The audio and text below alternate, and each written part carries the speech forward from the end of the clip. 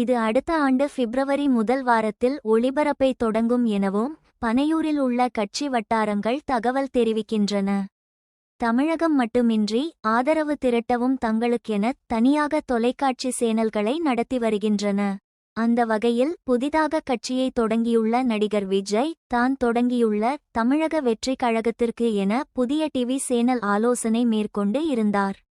அதற்கான பேச்சுவார்த்தை தற்போது இறுதிக்கட்டத்தை எட்டியுள்ளது. கட்சியின் பெயர் முதல் சொல்லான வெற்றி தொலைக்காட்சி என்ற பெயரில் இந்த நிறுவனம் ஆரம்பிக்கப்பட இருக்கிறது.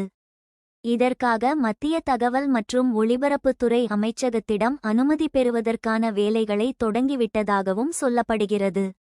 தமிழக வெற்றிக் கழகத்தின் தேர்தல் பிரச்சார மேலாண்மை பிரிவு செயலாளராக இருக்கும் ஆதவ் அர்ஜுனா மூலம் இந்த தொலைக்காட்சி தொடங்கப்பட இருக்கிறது.